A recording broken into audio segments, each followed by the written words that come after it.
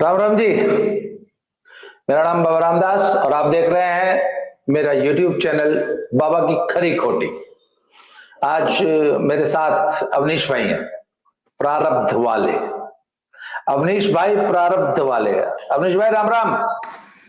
राम राम, नमस्कार आपके सभी दर्शकों को, खरी के दर्शकों को, खोटी के दर्शकों को मेरा नमस्कार। सर ये हो क्या रहा है? रूस का एक प्रांत है दागिस्तान। दागिस्तान में भाईजान ने जो है हवाई अड्डे पे हमला कर दिया। तेल अवीव से एक फ्लाइट आ रही थी जो कि ज्यूज को लेकर आ रही थी। उसको बचाने में रशियन अथॉरिटीज का पूरा जोर लग गया। 20 सुरक्षा कर्मी, 20 से ज्यादा घायल बताए गए हैं। इसके अलावा लगभग पूरी दुनिया से जो है ज्यूज पर छिटपुट हमलों की खबरें आ रही हैं। अमेरिका से आई हैं, इंग्लैंड से आई हैं, यूरोप से आई हैं। इसके अलावा इजरायली सरकार ने दुनिया भर में रहने वाले सभी ज्यूज को सतर्क रहने के लिए कहा है। और यूरोप में और अन्य पश्चिमी देशों में जो है लोग हमास समर्थक, फिलिस्तीन की आड़ में हमास का समर्थन करने वाले, हमासी आतंकवाद, हमासी हिंसा का समर्थन करने वाले जो है लाखों की संख्या में सड़कों पे उतर रहे हैं। फिर वो स्टॉकहोम हो, उसके बाद लंदन हो, अमेरिका के कई नगरों में ऐसे हुए हैं। हमारे यहाँ केरल में रैली हो गई सर। तो ये मतलब आप ये जो इजराइल फिलिस्तीन युद्ध है, ये धीरे धीरे छन के अन्य टेरिटरीज में इसका असर दिखने लगा है। आप क्या, what do you say about it? आप क्या कहेंगे? देखिए, आपने दागिस्तान का उदाहरण दिया और दागिस्तान के बहाने हम लोगों की बात शुरू हो रही है। ये पैटर्न आपने गिना भी दिया केरल में। आप अछूते हैं क्या? अगर यूरोप अछूता नहीं है, यूएस अछूता नहीं है, रशिया अछूता नहीं है और इजराइल और फिलिस्तीन तो खैर खुद ही इन्वॉल्व हैं, तो आप भी अछूते नहीं हैं। और आपकी स्थिति तो और भी कट है। जब मैं आप कह रहा हूं तो भारत साहब, हमास के नेता का भाषण होता है केरल में और ठीक अगले दिन जो कुछ हुआ केरल में वो देखा जा रहा है। हालांकि एक सरेंडर दिखाया जा रहा है और ये कहा जा रहा है कि साहब ये एक ईसाई बंदा है और इसने जिम्मेदारी ली है। अजीब, मतलब इस पे हंसा जाना चाहिए। और मजे की बात यह है, इसको ईसाई कन्वेंशन सेंटर पे हमला बताया जा रहा है, लेकिन नहीं। आपके दर्शकों को बता दें, वो ईसाई संप्रदाय का ही एक मत है जो यहूदी यानी ज्यूज के काफी नजदीक है। ये बम विस्फोट वहां हुआ है और किस खूबसूरत तरीके से साहब, एक उदाहरण है हमारे यहाँ, जब कोई रईस जादे गाड़ी मालिक जो है ना, वो खुद गाड़ी चलाते हुए किसी को मार देते हैं और वो बेचारा मर जाता है, तो थाने पे सरेंडर जानते हैं कौन करता है? उनका ड्राइवर, अपना ड्राइविंग लाइसेंस लेके। ठीक है ना? तो हम गाड़ी हम चला रहे थे और साहब हमसे मारा गया है। तो उसके बाद उसको आश्वासन क्या मिलता है कि अरे भाई तुमको देख लिया जाएगा, तुमको संभाल लिया जाएगा, इतने पैसे हो जाएंगे, मुकदमा से बरी करा लिया जाएगा, ये सब मैनेज हो जाएगा। ठीक वही हमास का समर्थन करने वाली केरल की वामपंथी सरकार और उसके लोगों ने किया है इस केस में। बहरहाल, अब चूंकि मुझे ये बताइए भाई, केरल की वामपंथी सरकार, केरल की जनता, केरल की के भाईजान्स हमास का समर्थन कर रहे हैं, फिलिस्तीन की आड़ में कर रहे हैं, वो बात चलिए उसको बाद में डिस्कस करेंगे। प्रियंका जी को क्या हुआ है? भारत ने सरेआम कहा कि हमने यूएनजीए के प्रस्ताव से इसलिए एब्सटेन किया क्योंकि उसमें 7 अक्टूबर को हमास के आतंकी हमले की निंदा नहीं की गई। हमने कहा कि इसमें खाली एक लाइन जोड़ी है कि हमास के आतंकी हमले से उपजी युद्धजनक परिस्थितियों में तुरंत सीजफायर किया जाए। तो यूएनजीए ने जो है वो हमास की हिंसा, हमास के अत्याचार, हमास के आतंकवाद का, तो प्रियंका जी क्यों कूद पड़ी और फिर इस गलत तरह आदमी सरेआम फिलिस्तीन की आड़ में हमास और हमास के आतंकवाद का पक्ष ले रही है। भारत के, अच्छा, भारत की कांग्रेस पार्टी ने भी तो जब प्रस्ताव पारित किया था फिलिस्तीन के पक्ष में, तो उसमें भी तो हमास की हिंसा का जिक्र नहीं था, 7 अक्टूबर के हमले का जिक्र नहीं था। साहब, आपने जब प्रियंका जी का जिक्र किया तो मैं आपसे ये कहने ही वाला था, आपने फिर गलत आदमी को पकड़ लिया। प्रियंका जी को अभी जरा किनारे कर दीजिए ना। भारत के इतिहास में ये पहली बार ऐसा हुआ है कि भारत की कोई राष्ट्रीय पार्टी अपने वर्किंग कमेटी की मीटिंग बुलाती है और उसमें जबानी नहीं कहती है। प्रियंका तो फिर भी जबानी जमा खर्च कर रही हैं, लेकिन कांग्रेस वर्किंग कमेटी ने बाकायदे लिख के ये प्रस्ताव पारित किया, जो प्रस्ताव फिलिस्तीन के समर्थन में था और भारत सरकार के ऑफिशियल स्टैंड के खिलाफ था। जरा इतिहास में खोजिए, भारत के इतिहास में ऐसा कभी हुआ है? भारत के इतिहास में कभी क्या ऐसा हुआ है कि भारत की कोई विपक्षी पार्टी भारत सरकार के ऑफिशियल स्टैंड के खिलाफ जा रही हो? बयानबाजी अलग बात है, मैं प्रियंका जी को अभी छोटा अपराधी मान रहा हूं, अभी आऊंगा उन पे। तो कांग्रेस पार्टी ने लिख के दिया। ये कहा जाता है ना कि अरे जबानी जमा खर्च पे मत विश्वास करो, लाओ रुक्का लिख के दे देता हूं, स्टैंप पे लिख के दे देता हूं। तो कांग्रेस पार्टी का वर्किंग कमेटी का वो प्रस्ताव स्टैंप पेपर पर लिख के दिया गया प्रस्ताव है कि हमासियों हम तुम्हारे साथ हैं। अब प्रियंका गांधी उस लाइन को लेके आगे बढ़ रही हैं, उस पर जरा थोड़ी देर बाद आएंगे। अच्छा, इससे पहले मैं एक चीज और क्लियर कर दूं, ये जो एक बड़ा शातिर तरीका है ना, हमास अलग है और फिलिस्तीन अलग है, इसको खत्म किए जाने की जरूरत है। हम भारत सरकार के प्रतिनिधि नहीं है ना, उनके ऑफिशियल स्पोक्समैन हैं। भारत सरकार फिलिस्तीन को एक राष्ट्र के रूप में दर्जा देती है, उसको मानवीय सहायता पहुंचाती है। वो फर्क हमास और फिलिस्तीन में करे, लेकिन हम नहीं करेंगे। जो हमास है साहब वही फिलिस्तीन है, और जो फिलिस्तीन है वही हमास है। ये तब तक कहा जाना चाहिए जब तक जो रमल्ला और बाकी जो फिलिस्तीन है, जो अपने आप को फिलिस्तीन कह रहा है, वो खुद को हमास से अलग न कर ले और कह दे कि हमारा गाजा से कोई मतलब नहीं है। और अगर इजराइल जो 2005 तक गाजा उसके कंट्रोल में था, उसके पास फिर चला जाए। तो इसलिए ये एक बड़ा स्मार्ट और सेफ पैसेज है कि साहब हम फिलिस्तीन के साथ हैं, और जब आप फिलिस्तीन के साथ हैं तो हमास के साथ हैं। फिलिस्तीन वो कवर फायर है जिसके पीछे बहुत आराम से ये सारे के सारे हमासी मानसिकता, चाहे वो रशिया में हो, चाहे यूरोप में हो, चाहे यूएस में हो, चाहे आपके भारत में हो, वो सब के सब हमास का सपोर्ट कर रहे हैं। तो पहले तो ये भ्रम दूर कर देना चाहिए कि फिलिस्तीन और हमास को ही अलग। मतलब कहने का कि फिलिस्तीन वो पर्दा है जिसके पीछे हर आतंकवादी छुप जाता है। फिलिस्तीनी ह्यूमैनिटेरियन चेहरा दिखा के।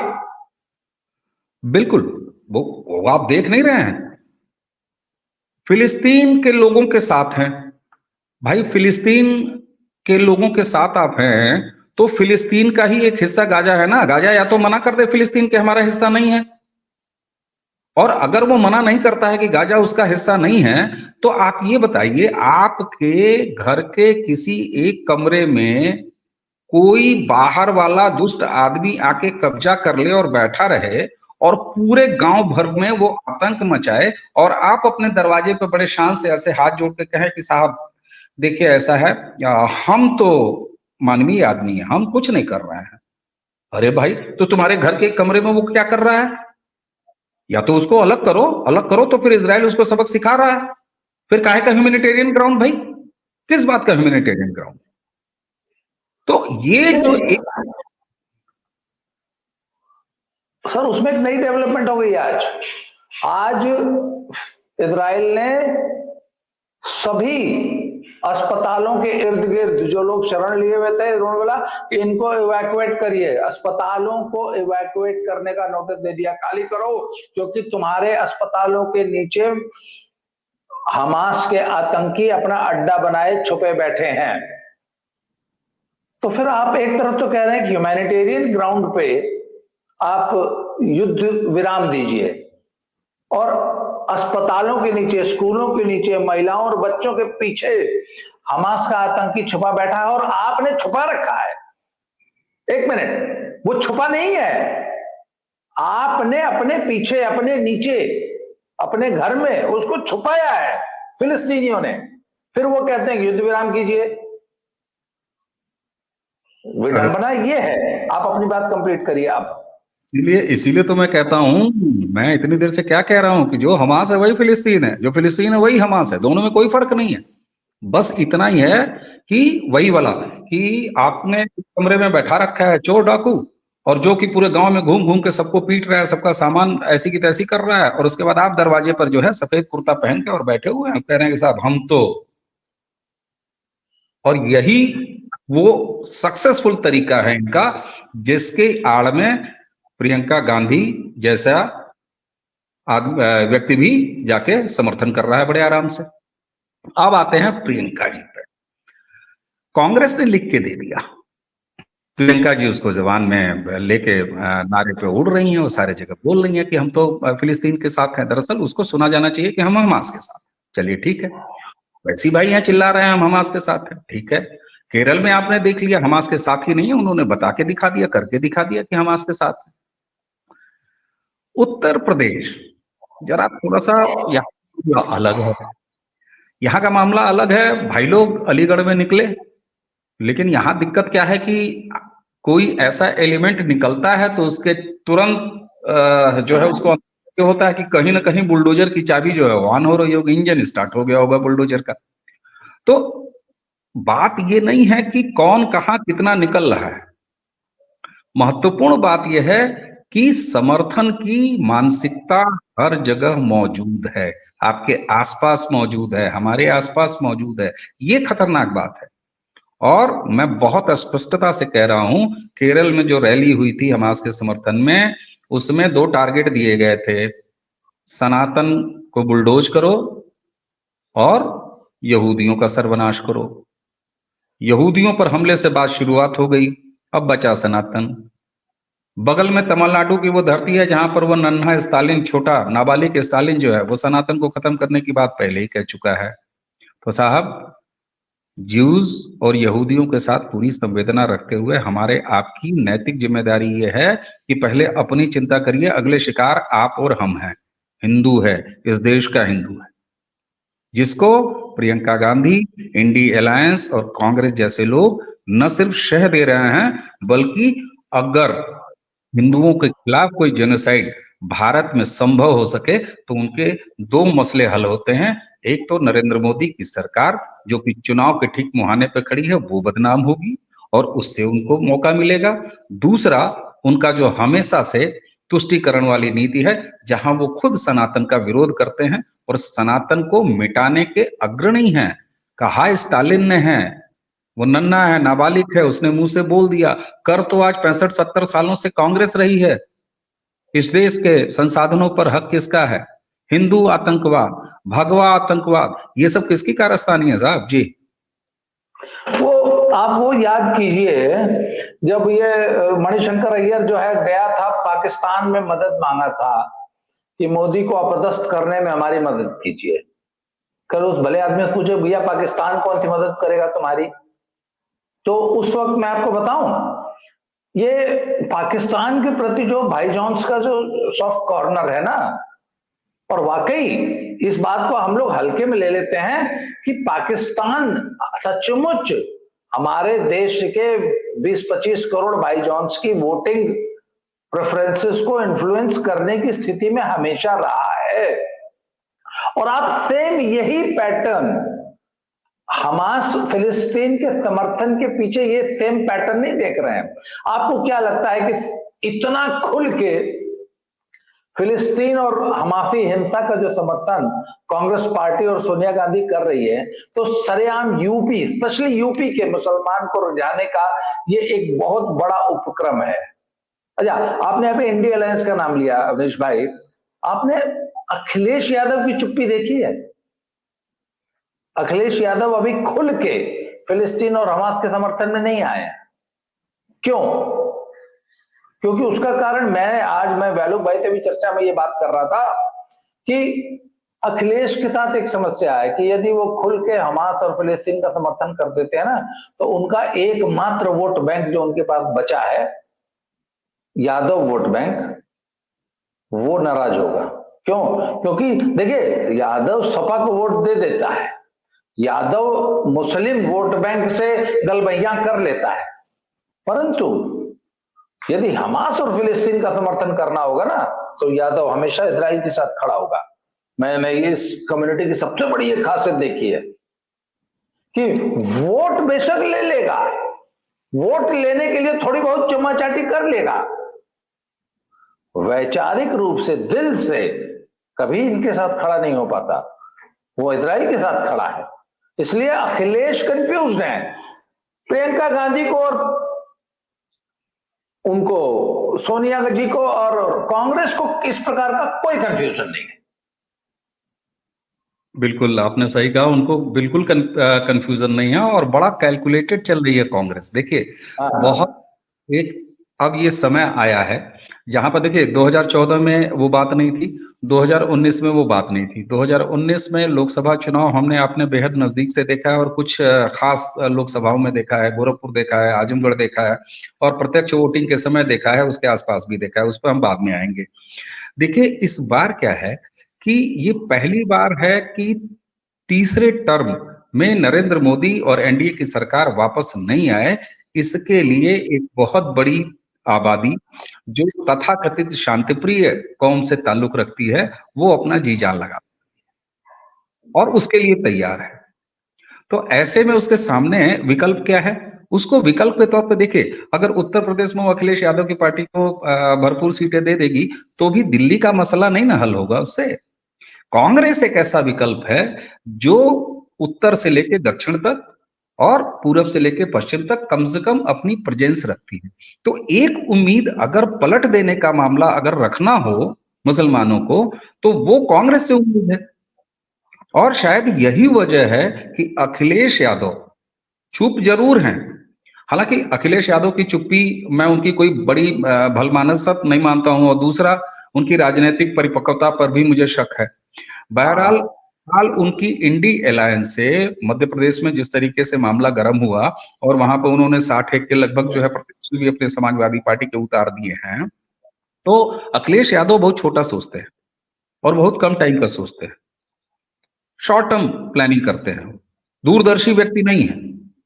तो इसलिए अखिलेश यादव फिलहाल केवल इस वजह से इस मामले में नहीं पड़ रहे हैं कि उनकी कांग्रेस से एक नए तरीके की लेन देन वाली अभी बात होनी है। लेकिन आपकी चिंता बिल्कुल जायज है कि मुसलमान एक तरफा इस बार किसी क्षेत्रीय पार्टी को, ना वो सपा को देख रहा है, ना वो बसपा को देख रहा है, भाजपा को तो देखने का कोई सवाल ही नहीं है, इवन वो ओवैसी को नहीं देख रहा है। जहां जहां है उसको एक उम्मीद है, उसने इन 2 टर्म में यानी इन 10 सालों में ये सीखा है कि हम एक उम्मीद अगर लगा सकते हैं तो कांग्रेस से लगा सकते हैं। और शायद यही वजह है कि प्रियंका गांधी उसको फील्ड में उतर के कैपिटलाइज करने की कोशिश कर रही हैं। उसके पहले कांग्रेस वर्किंग कमेटी में लिख दे के वो बात आगे कर दिया उसने, और उसके तमाम नेता रह रह के इस तरह के बयान दे रहे हैं। साथ में इंडिया अलायंस में तमाम लोग, और अखिलेश, आपका अंदाजा गलत साबित होगा, हो सके मैं गलत साबित हो जाऊं, अखिलेश बोलेंगे, खूब बोलेंगे। जरा से चुनाव निपट जाने दीजिए, फिर आप देखिए मध्य प्रदेश का चुनाव निपट जाने दीजिए और ये राज्यों का चुनाव निपट जाने दीजिए, अखिलेश यादव अपने पुराने रंग में आ जाएंगे। क्योंकि अकेले यादव वोटों से उनका काम नहीं चलना, ये 2019 के लोकसभा चुनाव में देखा जा चुका है। जी नहीं, पर अभी आपने कहा 5 राज्यों के जो चुनाव हो रहे हैं, देखिए मैं इतनी दूर इजराइल फिलिस्तीन का युद्ध जो है भारत से बहुत दूर हो रहा है, पर मुझे ऐसा लग रहा है, पता नहीं क्यों, अब आप बताइए, आपको भी ऐसा लगता है कि ये युद्ध और इजराइल फिलिस्तीन हमास युद्ध भारत के चुनाव को प्रभावित करने जा रहा है, और भारत में जो हिंदू पॉपुलेशन है, जो कि आतंकवाद से पीड़ित प्रभावित रही है, वो इस युद्ध से प्रभावित हो रही है और हिंदू वोट पोलराइज हो रहा है। जब जो भारत का क्लियर कट स्टैंड रहा है इजराइल के पक्ष में, आपको नहीं लगता कि हिंदू को पोलराइज करने वाली ये घटना है? हालांकि बेशक विदेश नीति की बात है और बहुत दूर हमसे युद्ध हो रहा है, इसके बावजूद हिंदुओं को ये प्रभावित कर रहा है। आपका क्या कहना है इस बारे में? उसकी वजह यह है कि आपके घर पे कहीं संजोग से जो है कोई चोरी जैसी दुर्घटना हुई, आपसे मैंने बात किया, आपने बताया वो अवनीश भाई हुआ क्या ना, वो जो तीसरे कमरे का जंगला था उस पर हमने जो है एक सिंगल चिटकनी लगवा रखी थी, उसका ध्यान नहीं दिया, चोर वहीं से आया था। ठीक, और अचानक मेरा ध्यान जाए कि अरे मेरे तो 3 कमरों में ऐसी खिड़कियां हैं कमजोर, तो मैं क्या करूंगा? मैं क्या पहले अपनी खिड़की दुरुस्त कराएंगे। से पहले मैं भाग के जाऊंगा ये ख्याल करते हुए कि अजित भाई के एक खिड़की से चोर घुसा, हमारी तो 3 की 3 खिड़कियां हैं। सर, यहूदियों में और हम में बहुत समानता है। सताए भी गए हैं, सताए आप भी गए हैं। दुनिया में एकमात्र कहने को देश उनका है, दुनिया में एकमात्र देश हमारा है, और हमारा दुर्भाग्य यह है कि हम इसको हिंदू राष्ट्र भी नहीं कह सकते ऑफिशियली। यह अलग बात है कि 2014 से लेकर अब तक सांस्कृतिक रूप से भारत एक हिंदू राष्ट्र में जरूर स्थापित हुआ है, लेकिन ऑफिशियली आप नहीं कह सकते। क्या पूरी दुनिया में ज्यूज का तो एक राष्ट्र है साहब, इजराइल। हिंदुओं का तो वो भी नहीं है। आप तो उनसे भी, ठीक है, थोड़ी सी संख्या में आप जाते हैं, कितने हैं? थोड़ी ही संख्या तो ज्यादा है। वो तो फिर भी विश्व भर में फैले हुए हैं, आप भी विश्व भर में फैले हुए हैं। वो भी अपने कर्म बल से सफल हैं, उद्यमी के रूप में सफल हैं, चाहे जिस भी फील्ड में वो काम करते हैं वहां सफल हैं। आप भी, यानी हिंदू भी, सनातनी भी, पूरे विश्व में जहां है अपने कर्म बल से खुद को उसने सफल बनाया है, सक्षम बनाया है। लेकिन उसका मातृ देश भारत है। हमने 1000 साल से क्या सहा है? वो हमारा एक नारा है ना उनका, तेरा मेरा रिश्ता क्या। तो हमारे यानी हिंदू, सनातनियों और ज्यूस के बीच में भी इस तरह का एक फलसफा है कि तेरा मेरा रिश्ता क्या। हम दोनों के प्रताड़ित होने का रिश्ता है, इतिहास है। और यही वजह है कि इजराइल के साथ, ज्यूस के साथ, यहूदियों के साथ जब भी इस पूरे विश्व में कहीं कुछ होता है तो उससे अगर सबसे पहले कोई अपने आप को रिलेट करता है तो स्वाभाविक रूप से एक सनातनी, एक हिंदू रिलेट करता है। अब ब्राह्मणिक जितने रिलीजन है साहब, इसका मतलब अगर इजराइल पे हमला हुआ तो हिंदू ने उसको अपने ऊपर हमला माना। अरे माना नहीं है अजित भाई, माना कहां? ये मानने और न मानने की तो बात ही नहीं है। अरे भाई, हुआ है, हमारे ऊपर हुआ है। आज इजराइल में जूस हैं, कल भारत के किसी इलाके में। और दूसरा इजराइल तो फिर भी चारों तरफ से घिरा हुआ है ना। हम तो, पाकिस्तान हमारे बगल में है एक खुरापात, चीन हमारे बगल में है एक खुरापात, बांग्लादेश को मैं बहुत ज्यादा मित्र राष्ट्र वगैरह नहीं मानता हूं क्योंकि उम्मा के सामने एक ही फंडा काम करता है। बांग्लादेश का उदाहरण सामने है। और इजराइल से ज्यादा खतरनाक स्थिति में हम इसलिए हैं कि हमारे एक एक शहर, एक एक कस्बे, एक एक मोहल्ले, एक एक गांव गाजा है। हमास की मानसिकता हर शहर में, हर कस्बे में गाजा है। बिल्कुल है। इसलिए भारत अपने आप को, भारत का बहुसंख्यक सनातनी हिंदू, ज्यूज और इजराइल यहूदियों के खिलाफ जो कुछ भी हो रहा है उससे एक एक पल अपने आप को रिलेट कर रहा है और कन्फाइंड है। वो ऐसी कोई स्थिति 2014 से जो एक बदलती हुई स्थिति भारत में आ रही है, 2019 में वो और मजबूत हुई। मैं आज कह रहा हूं, हालांकि ये पॉलिटिकल बातचीत नहीं हो रही है, लेकिन हम लोगों के पॉलिटिकल डिस्कशन जब भी हुए हैं या फेसबुक पर जब भी लिखा गया है फील्ड में जाके, तो संख्या तक बहुत हद तक करीब रही है नतीजों की। आज मैं कह रहा हूं कि यही वो वजह है कि 2024 के चुनाव में वो भारत का बहुसंख्यक वोटर इस बात का रिस्क नहीं लेना चाहता। यही वजह है कि इसका काउंटर पोलराइजेशन भी आपको देखने को मिल रहा है, जो कांग्रेस जिसको कैपिटलाइज करने की कोशिश कर रही है दूसरी तरफ। क्योंकि देखिए एक तरफ एक्शन रिएक्शन तो होता है ना, एक तरफ अगर पोलराइजेशन हो रहा है तो दूसरी तरफ काउंटर पोलराइजेशन हो रहा है। और अगर इस देश का मुसलमान कहीं पोलराइज हो रहा है, इसका मतलब है कि वो महसूस कर रहा है कि सामने वाला कहीं और पोलराइज हो रहा है। ये बहुत स्वाभाविक नियम है। तो यह निश्चित आपकी बात बिल्कुल सही है कि इजराइल में हो रहे इन तमाम घटनाओं से भारत का सनातनी, भारत का हिंदू अपने आप को न सिर्फ रिलेट कर पा रहा है, बल्कि वह इस बात से चिंतित है कि कहीं 2024 में ऐसी कोई चूक उससे न हो जाए।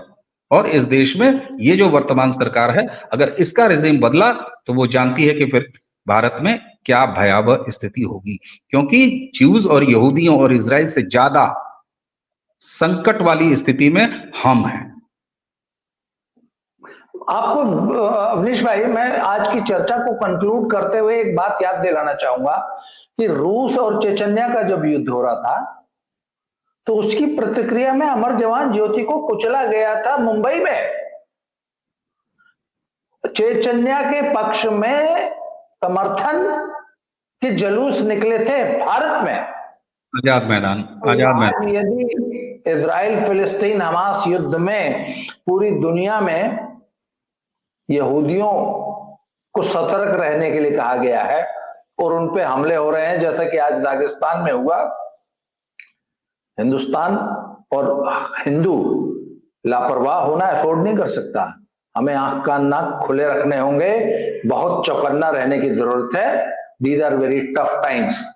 अवनीश भाई, आपने आज इस बेहतरीन परिचर्चा के लिए समय दिया। आज वाकई मुझे बहुत मजा आया, क्योंकि एक तो it was not an interview, it was a conversation. मुझे उम्मीद है कि दर्शकों को ये बातचीत पसंद आई होगी। तो अवनीश भाई, बहुत बहुत धन्यवाद समय देने के लिए।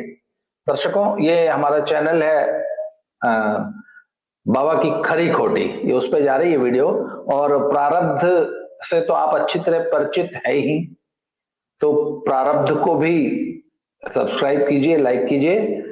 और ये हमारा मित्र चैनल है प्रारब्ध, जो है ना, इट्स अ सिस्टर चैनल। तो बहुत जल्दी अवनीश भाई फिर से मिलते हैं। Thank you. बिल्कुल, बहुत बहुत धन्यवाद आपको और आपके सभी दर्शकों को मेरा प्रणाम, नमस्कार।